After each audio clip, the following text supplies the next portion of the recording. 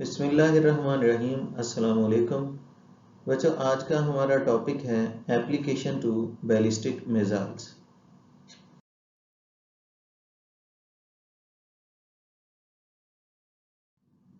इस टॉपिक में हम सबसे पहले तो कुछ डेफिनेशंस करेंगे।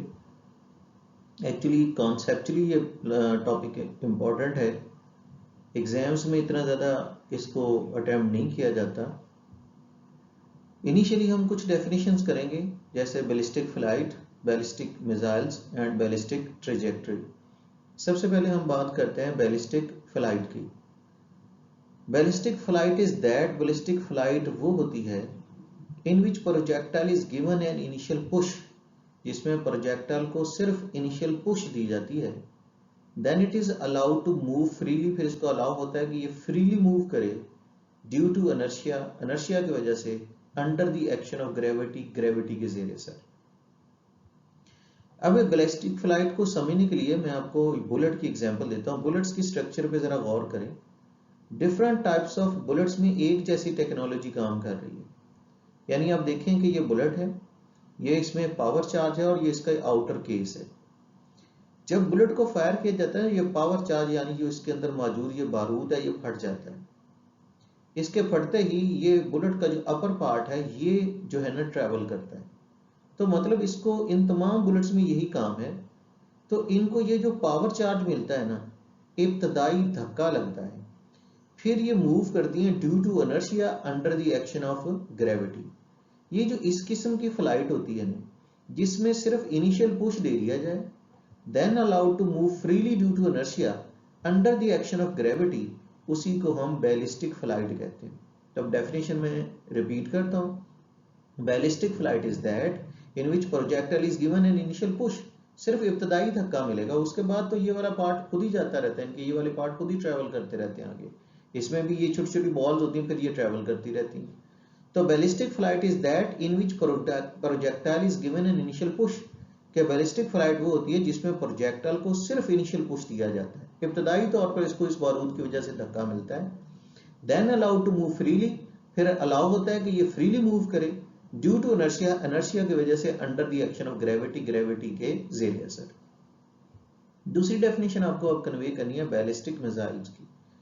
तो एन अनपावर्ड अनगाइडेड मिसाइल, इस तरह के जो अनपावर्ड अनगाइडेड मिसाइल्स होंगे उनको हम बैलिस्टिक मिसाइल्स कहेंगे, जो इस टेक्नोलॉजी पे काम करेंगे। यानी उनको सिर्फ इनिशियल पुश मिलेगा और फिर वो मूव करेंगे due to inertia under the action of gravity, यानी फिर बाद में कोई पावर और कोई गाइडेंस नहीं होगी, ना हम उनको गाइड कर सकेंगे ना उनको पावर दे सकेंगे। तो एक अनपावर्ड अनगाइडेड मिसाइल जो होता है that is called ballistic missile. और आखिरी बात बच्चों डेफिनेशन करनी है बैलिस्टिक ट्रेजेक्टरी की। ट्रेजेक्टरी का मतलब भी रास्ता ही होता है। तो ballistic trajectory, path followed by ballistic missile. Ballistic missile जिन रास्तों को फॉलो करते हैं, जिस रास्ते पे चलता है, that path is called ballistic trajectory, और उस पाथ को हम बैलिस्टिक ट्रेजेक्टरी कहते हैं। Path followed by ballistic missile, कि बैलिस्टिक मिसाइल जिस रास्ते को फॉलो करेगा उसको हम बैलिस्टिक ट्रेजेक्टरी कहेंगे। तो ये तीन बड़ी इंपॉर्टेंट डेफिनेशन थी, बैलिस्टिक फ्लाइट, बैलिस्टिक मिसाइल और बैलिस्टिक ट्रेजेक्टरी। बच्चों अब हम बैलिस्टिक फ्लाइट को एक्सप्लेन करते हैं। एज डिस्कस अर्लियर, जैसे कि हमने पहले डिस्कस किया है, ballistic missile moves in a way, ballistic missile ने ऐसे मूव करना है, that is the superposition of two independent motion, की ये दो इंडिपेंडेंट मोशन की सुपरपोजिशन है। और ये दो इंडिपेंडेंट मोशन कौन सी हैं? स्ट्रेट लाइन इनर्शियल फ्लाइट है और डाउनवर्ड ग्रेविटी फॉल है। क्योंकि हम पहले से प्रोजेक्टाइल मोशन डिस्कस कर रहे हैं और projectile motion two dimensional motion ही होती है, तो बिल्कुल ऐसे ही हम लोग यहां भी बता रहे हैं कि ballistic missile moves in a way, ballistic missile ने ऐसे मूव करना है, that is the superposition of two independent motion, के ये दो इंडिपेंडेंट मोशन की सुपरपोजिशन है। और वो दो इंडिपेंडेंट मोशन कौन सी हैं? पहली है स्ट्रेट लाइन इनर्शियल फ्लाइट और दूसरी है डाउनवर्ड ग्रेविटी फॉल। अब according to law of inertia, law of inertia तो हमें ये कहता है कि an object should sail state off, के ऑब्जेक्ट को सीधे ही जाना चाहिए, शुड सेल स्टेट ऑफ, सीधे उड़ते जाना चाहिए। In the direction of thrown, जिधर को आपने फेंका उधर को जाना चाहिए, एट कांस्टेंट स्पीड, और कांस्टेंट स्पीड पर जाए, equal to its initial speed, जो उसकी इनिशियल स्पीड के बराबर हो, पार्टिकुलरली इन एम्प्टी स्पेस, खास तौर पर खाली खला में। देखो बात तो ऐसी है, लॉ ऑफ इनर्शिया यानी फर्स्ट लॉ ऑफ मोशन हमें बताता है कि अगर कोई एक्सटर्नल फोर्स नहीं है, जिस तरह एयर फ्रिक्शन ना हो, अगर एयर फ्रिक्शन नहीं है, फोर्स ऑफ ग्रेविटी नहीं है, फोर्स ऑफ ग्रेविटी भी नहीं हो, एयर फ्रिक्शन ना हो, तो जो इधर को ऑब्जेक्ट को फेंका उधर को उसको चलते जाना चाहिए, क्योंकि लॉ ऑफ इनर्शिया बताता है कि जो चीज रेस्ट पे वो रेस्ट पे रहेगी, जो यूनिफॉर्म वेलोसिटी से चलती है वो चलती रहेगी जब तक कि उसके ऊपर कोई अनबैलेंस एक्सटर्नल फोर्स ना लगे। यानी अगर कोई अनबैलेंस एक्सटर्नल फोर्स नहीं लगती, एम्प्टी स्पेस है ना, तो ना एयर फ्रिक्शन हो ना ग्रेविटी हो, तो फिर तो जिधर को उसको फेंका उधर को जाना चाहिए। तो बाई लॉ ऑफ इनर्शिया के मुताबिक an object should sail straight off, एक ऑब्जेक्ट को सीधे जाना चाहिए in the direction of thrown, जिधर को आपने उसको फेंका है, एट कांस्टेंट स्पीड, और कांस्टेंट स्पीड पर जाए, equal to its initial speed, जो उसकी इनिशियल स्पीड के बराबर है, पार्टिकुलर इन एम्प्टी स्पेस, खासतौर पर खाली खला के अंदर, तो उसको उधर को ही जाना चाहिए कांस्टेंट स्पीड पर जो उसकी इनिशियल स्पीड के बराबर है जिधर को आपने उसको फेंका है। लेकिन डाउनवर्ड ग्रेविटी फॉल, ये जो नीचे की तरफ ग्रेविटी फॉल होता है ना, फोर्स ऑफ ग्रेविटी होती है, alter it's straight path into a curved path, ये जो नीचे की तरफ फोर्स ऑफ ग्रेविटी है ना, ये बदल देती है उसके स्ट्रेट पाथ को कर्व्ड पाथ में बदल देती है, कर्व्ड ट्रैजेक्टरी में, फिर सीधा नहीं रहता क्योंकि फोर्स ऑफ ग्रेविटी लगती है, और फोर्स ऑफ ग्रेविटी जो है ना उसके स्ट्रेट पाथ को कर्व्ड पाथ में चेंज कर देगी।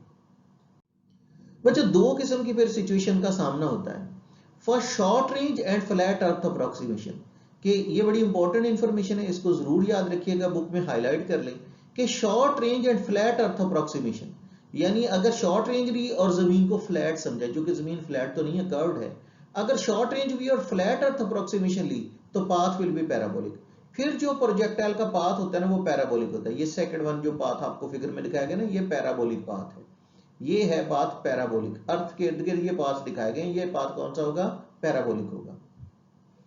तो फॉर शॉर्ट रेंज, और शॉर्ट रेंज के लिए फ्लैट अर्थ अप्रोक्सीमेशन, जमीन को फ्लैट रखने का अंदाजा लेंगे तो पाथ किस तरह का होगा, पैराबोलिक पाथ होगा।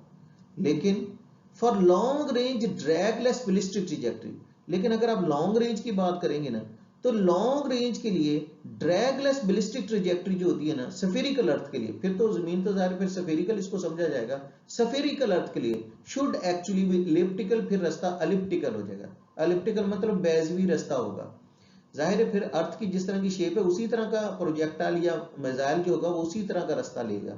शॉर्ट रेंज में इसका पाथ पैराबोलिक होता है, लेकिन लॉन्ग रेंज में इसका पाथ जो होगा वो कैसा हो जाएगा, एलिप्टिकल। ये बातें दोनों याद रखिएगा कि short range and flat earth approximation, क्योंकि शॉर्ट रेंज में आप जमीन को फ्लैट समझ सकते हैं, तो कंसिडर किया जाता है शॉर्ट रेंज में, आप देखते हैं ग्राउंड्स वगैरह हमारे फ्लैट यानी प्लेन ही हमें लगते हैं, तो शॉर्ट रेंज और फ्लैट अर्थ अप्रोक्सीमेशन के साथ पाथ कैसा होगा प्रोजेक्टाइल का, पैराबोलिक।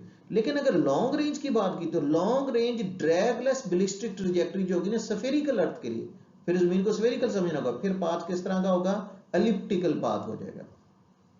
लेकिन बच्चों की इंपॉर्टेंट बात ये याद रखेगा कि at high speed and long range, कि अगर आप हाई स्पीड और लॉन्ग रेंज की बात करेंगे ना, तो फिर हम फोर्स ऑफ एयर फ्रिक्शन जो है ना, एयर फ्रिक्शन की जो फोर्स है उसको हम निगलेक्ट नहीं कर सकते, फोर्स ऑफ एयर फ्रिक्शन को नजरअंदाज नहीं कर सकते, and some time it is more than force of gravity, और बाज़ औक़ात तो ये फोर्स ऑफ ग्रेविटी से भी ज्यादा हो जाती है। तो देखिए जिस तरह ये एक प्लेन की फिगर आपको दिखाई गई है, जब एरोप्लेन उड़ते हैं तो उनके ऊपर जो एयर ड्रैग का सामना होता है, जो इनको एरोडायनेमिक फोर्सेस का सामना होता है वो बहुत ज्यादा होती है, इसलिए इनकी शेप जो होती है ना एरोडायनामिक शेप रखी जाती है ताकि एयर फ्रिक्शन को कम से कम किया जाए। ये ग्रेविटी से भी ज्यादा फोर्सेस इसके ऊपर लग रही होती है जो एयर फ्रिक्शन की वजह से इसके ऊपर अमल कर रही हैं। तो बच्चों मैं बात ये कर रहा था कि at high speed and long range, के हाई स्पीड और लॉन्ग रेंज की बात की ना, तो air friction is not negligible, फिर एयर फ्रिक्शन को आप नजरअंदाज नहीं कर सकेंगे, ये इफेक्ट करेगी हॉरिजॉन्टल वर्टिकल दोनों किस्म की मोशन को, जो चीज फ्लाई करती है उसकी हॉरिजॉन्टल वर्टिकल दोनों मोशन पे ये एयर फ्रिक्शन जो है वो जरूर नजरअंदाज होती है। That's why it is completely unrealistic to neglect the aerodynamic forces, इसलिए ये बिल्कुल गैर हकीकत पसंदाना बात है कि हम इन एरोडायनामिक फोर्सेस को नजरअंदाज कर दें। हमारी तो जितनी भी प्रोजेक्टाइल मोशन की एक्सप्लेनेशंस दी उनमें हमने कहीं भी एरोडायनामिक फोर्सेस का जिक्र नहीं किया, प्रैक्टिकली एरोडायनामिक फोर्सेस को नजरअंदाज नहीं किया जाता, लेकिन चूंकि अभी सिर्फ इनिशियल आर्टिकल हैं, आपको इब्तदाई तौर पर पढ़ाया जा रहा है, तो हमने एरोडायनामिक्स को नजरअंदाज किया हुआ है। लेकिन ये एक अनरियलिस्टिक बात होती है to neglect the aerodynamic forces, कि हम एरोडायनामिक फोर्सेस को नजरअंदाज कर दें। बच्चों इसके अब आखिरी पॉइंट्स की तरफ आते हैं कि shooting of a missile on a selected distance spot, कि मिसाइल को जो शूट करना होता है ना एक सिलेक्टेड डिस्टेंस स्पॉट के ऊपर, is a major element of warfare, ये जंगी मशकों का, जंगी मेलों का एक मेजर एलिमेंट होता है। यानी जब जंगी मशकें करवाई जाती हैं, वारफेयर करवाई जाती है, उनमें यही बात बेसिकली प्रैक्टिस की जा रही होती है कि मिसाइल को सिलेक्टेड डिस्टेंस स्पॉट पर कैसे फायर करना है। Shooting of a missile on a selected distance spot is a major element of warfare. ये वारफेयर का मेजर एलिमेंट होता है कि सिलेक्टेड डिस्टेंस स्पॉट के ऊपर मिसाइल फायर कैसे करना है। लेकिन it goes through complicated motion. लेकिन इसकी जो मोशन है ना बहुत ही कॉम्प्लिकेटेड होती है, बहुत पेचीदा होती है। क्यों पेचीदा हो जाती है? Because of wind and air friction. Wind और एयर फ्रिक्शन की वजह से स्पीड बढ़ेगी ना, इस पर एयर फ्रिक्शन भी बढ़ती है और विंड का भी इसको सामना होगा, जाहिर है। तो विंड और एयर फ्रिक्शन की वजह से it goes through complicated motion, ये बड़ी कॉम्प्लिकेटेड मोशन से गुजरता है। Consequently angle of projection can not be found by geometry of situation. अब कहां मिसाइल किस रेंज में और किस टारगेट पे फायर करना है, इसका एंगल जो है ना आप वो ज्योमेट्री ऑफ सिचुएशन से फाइंड आउट नहीं कर सकते। यानी उस वक्त जो आपके पास डाटा होगा, जो हमारी इक्वेशंस हैं, वो अगर आप यूज करेंगे तो आप इसका एंगल ऑफ प्रोजेक्शन सही गैस नहीं कर सकेंगे। तो कॉन्सिक्वेंटली एंगल ऑफ प्रोजेक्शन जो है ना that can not be found by geometry of situation, आप ज्योमेट्री ऑफ सिचुएशन से नहीं फाइंड आउट कर सकते at the moment of launching, जब आप इसको लॉन्च कर रहे होते हैं। तो एंगल ऑफ प्रोजेक्शन को इन आम इक्वेशन की मदद से फाइंड आउट करना मुमकिन नहीं होता। एक्चुअल फ्लाइट जो होती है ना मिसाइल की, worked out high degree of precision, उनको बहुत ज्यादा दुरुस्तगी से निकालना पड़ता है। And results were contained in tabular form, और रिजल्ट्स जो होते हैं उनको टेबुलर फॉर्म, मैथमेटिकल फॉर्म में लिखा जाता है। यानी असल फ्लाइट जो होती है ना मिसाइल की, उसको तो बहुत ज्यादा प्रिसीजन से निकालना पड़ता है, बहुत ज्यादा दुरुस्तगी उसमें रिक्वायर्ड होती है, और रिजल्ट्स को टेबुलर फॉर्म में लिखना पड़ता है। और इंपॉर्टेंट बात आपको ये बताएं कि जो मॉडिफाइड इक्वेशन होगी ना ट्रेजेक्टरी की, that is too complicated to be discuss here. बच्चों जो फ्लाइट इक्वेशंस है ना विद ड्रैग, वो इतनी कॉम्प्लिकेटेड होती हैं कि वो इस लेवल में नहीं पढ़ाई जाती। और हमने ये नहीं पढ़ी, हमने टाइम ऑफ फ्लाइट पढ़ा है, रेंज ऑफ प्रोजेक्टाइल भी पढ़ी है, हाइट ऑफ प्रोजेक्टाइल भी पढ़ी है, लेकिन वो बड़ी सिंपल इक्वेशन है क्योंकि उनमें एयर फ्रिक्शन वगैरह को नजरअंदाज कर दिया गया। लेकिन हमने साथ ये भी बता दिया कि उनसे आप एंगल ऑफ प्रोजेक्शन नहीं निकाल सकेंगे। वजह यह है कि उनमें बहुत सारे फैक्टर को नजरअंदाज किया गया क्योंकि वो बेसिक इक्वेशन है। तो लेवल बढ़ने के साथ साथ आप लोगों को ये इक्वेशन बताई जाएंगी, लेकिन ये इक्वेशन इतनी कॉम्प्लिकेटेड होती है कि लोअर लेवल पे ये नहीं पढ़ाई जा सकती। तो एक्चुअल जो फ्लाइट होती है उनको हाई डिग्री ऑफ प्रिसीजन के साथ निकालना पड़ता है, रिजल्ट्स को टेबुलर फॉर्म में लिखते हैं, लेकिन साथ ये मेंशन करते चलें कि एक्चुअल जो इक्वेशंस है ना, जो मॉडिफाइड इक्वेशंस हैं जिनमें एयर फ्रिक्शन वगैरह हम शामिल कर लेते हैं ट्रेजेक्टरी की, तो मॉडिफाइड इक्वेशन ऑफ ट्रेजेक्टरी जो है ना they are too complicated to be discuss here, वो इतनी कॉम्प्लिकेटेड है कि वो यहां डिस्कस नहीं हो सकती। आखिरी बात आपको बताते चलें कि देखें अब मिसाइल फिर अब दो किस्म के हो गए, क्योंकि पाथ भी आपको दो किस्म के बताए हैं, पैराबोलिक और एलिप्टिकल। तो दो किस्म के मिसाइल फिर हो गए। शॉर्ट रेंज मिसाइल जो है ना, बैलिस्टिक मिसाइल जो है ना, आमतौर पर ये शॉर्ट रेंज मिसाइल के लिए टर्म इस्तेमाल की जाती है, लेकिन बाहर लॉन्ग रेंज भी बनाए जाते हैं। लेकिन फर्क ये होगा कि शॉर्ट रेंज अनपावर्ड अनगाइडेड होंगे, लॉन्ग रेंज होंगे ज्यादातर, यानी शॉर्ट रेंज होंगे ज्यादातर वो अनपावर्ड अनगाइडेड होंगे, और लॉन्ग रेंज होंगे वो पावर्ड और गाइडेड होंगे। तो जो बैलिस्टिक मिसाइल्स होते हैं ना, ये यूजफुल होते हैं शॉर्ट रेंजेस के लिए। लेकिन जब कभी हम लॉन्ग रेंज ग्रेटर प्रिसीजन की बात करेंगे, लॉन्ग रेंज और ग्रेटर प्रिसीजन की बात करेंगे, तो उसके लिए powered remote control guided missile इस्तेमाल किए जाते हैं। तो शॉर्ट रेंज के लिए बैलिस्टिक मिसाइल जो होते हैं वो आमतौर पर अनपावर्ड अनगाइडेड इस्तेमाल किए जाते हैं, लेकिन लॉन्ग रेंज के लिए पावर्ड एंड गाइडेड मिसाइल जो है उनका इस्तेमाल किया जाता है। तो इस तरह ये दो कैटेगरीज में फॉल करते हैं, तो फिर इनके पाथ भी डिफरेंट हो गए जो पहले बताए जा चुके हैं।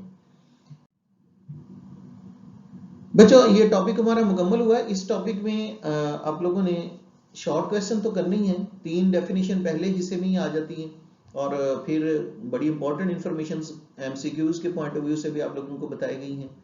तो इस सारे टॉपिक को थॉरोली जरूर प्रिपेयर करें, एमसीक्यूज के लिए भी और शॉर्ट क्वेश्चन के लिए भी। अल्लाह आपका हमें नासिर हो। अल्लाह हाफिज।